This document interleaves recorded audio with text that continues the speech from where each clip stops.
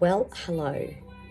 It is the afternoon of the 20th of July, and I've now been at home for a week, and I'm back to record another video in this little series I've made of pancreatic cancer with no eyes. And in case you don't recognise this music, this is my fight song from Rachel Platten. My fight song, take back my life song.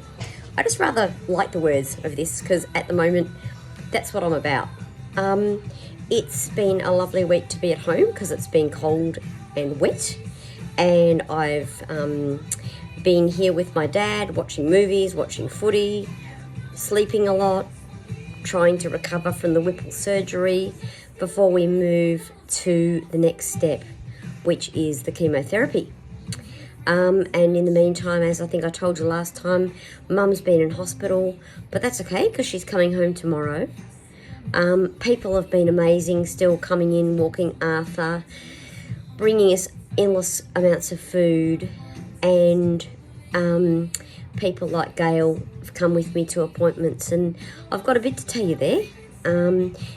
Yesterday I met with the oncologist at Olivia Newton-John. Vastly different experience to the Austin, I think. Interesting place. Grand piano in the foyer, and obviously all very new and nice. I met a man there called Anthony Uccellini, and he explained about the cancer and what's been happening, and how even though we have got all of the cancer that they could see, all of the cancer that we know of, as I told you last time, it is still in the lymph nodes, or it was in the lymph nodes. So, there is a chance that it knows how to spread itself out. So we're going to have to hit it hard with chemotherapy. He was telling me that chances are still not good in terms of survival. I said to him, I am fighting for a place at that table. And I had this picture in my mind of all these tables of 5 people, because 1 in 5 is my chances. And I'm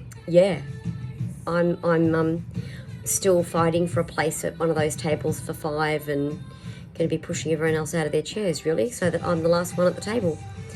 In order to help me do that, the chemotherapy will be hard hitting. It was an interesting discussion because they had decided that there would be a 3-drug approach that they would give me, which would get rid of my hair, give me all sorts of side effects from vomiting and diarrhea through to fatigue and, as I mentioned, hair loss, mouth ulcers, all sorts of lovely things like that. But one of the things that it was going to do was to numb my fingertips, or perhaps the extremities. So not just my fingertips. And I balked at that one because I'm a big braille reader. And they couldn't guarantee me that whatever numbness came would definitely return to normal. So I said that, I couldn't quite come at that. And so now we're looking at a 2-drug approach and taking that drug that does that out of the equation. And that I think is a safer option for me because I think my ability to read and write is very important to me. So we were lucky that we caught on to that. When I had the Whipple surgery, I had, a week later, they found that I had a small collection of fluid in a place where it shouldn't have been, in one of the new joins that had been rebuilt and created in the restructure of my tummy.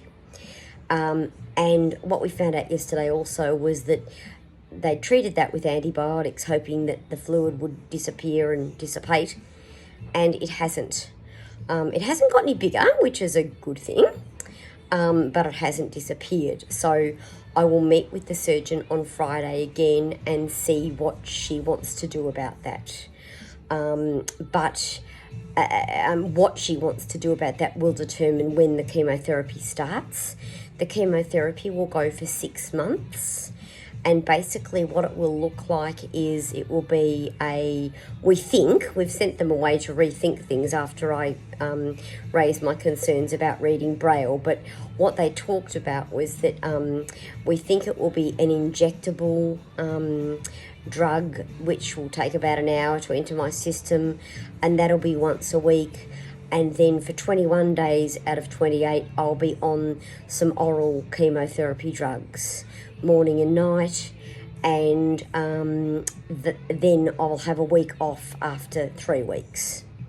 The side effects won't be pretty. They won't be quite as bad as the 3-drug approach, but they still won't be pretty. You know, vomiting, diarrhea, those sorts of things. Hair loss, not quite as bad, probably hair thinning, they thought. And it might be a little bit easier to tolerate, which is important to me because I want to go back to work. As I said, when that can start will depend greatly on what Ms. Eunice Lee decides we need to do with regard to the extra fluid in my tummy. Otherwise, I've had a good week. I've learnt that the Pearson appetite, while resurging, is not quite back. I fill up very quickly and am not particularly interested in food at the minute. And so nothing really grabs me as an idea. Yesterday I bought a chocolate eclair when I was out with Gail visiting her and... well, not really visiting her, but while we went to visit the oncologist, and we stopped at a bakery and bought an eclair, and I had some of that and went, oh no, that's not quite the plan. This is good for weight loss, surely.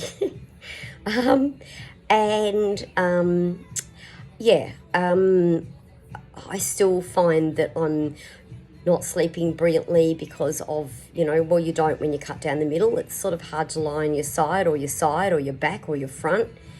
And it's a bit annoying, really. But each day I'm getting stronger, and we've got to build that strength up so that I'm ready to face the chemo. And yeah, what's the last line of Fight Song? Well, that is that I've still got a lot of fight left in me. And so I'm going to be at that table, guys. And I really appreciate your help and listening to me through these videos. And, to anyone I haven't got back to yet, I have not forgotten you. I'm just low on energy, and so I sort of have to pace myself. There's people I haven't spoken to, and I've said I'll ring you back. And I will. I absolutely will. I haven't forgotten you. I love other people and I love hearing about you. It's not all about me. It never would be for me. So I'm sorry about the fact that I haven't got back to you. Hey, you know what was a really great highlight of last week? Georgia came over, my friend Georgia came over to walk Arthur, and oh my God, she is sporting a gorgeous ring on her left hand. So I just had to reach for that as she walked through my door, because that was just such good news about her and Cal, and I hadn't seen her since her engagement. So yeah, same sort of things still make me happy. I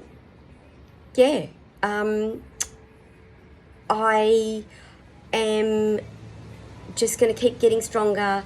I'll come back and tell you what happens on Friday in case anyone's interested to hear. Thank you so much for all of the positivity and the kindness. And hang in there during lockdown. We will get through this. I'm pretty excited because my mummy's coming home tomorrow. She's coming home to my palace, not hers. And I'm actually happy about that, because if she needs the Austin or Ringle, she's closer from Pearson's Palace in Rosanna. So it's going to be good. And I had a great birthday last week, and caught up with my gorgeous nephew and spoke to beautiful Melanie from London.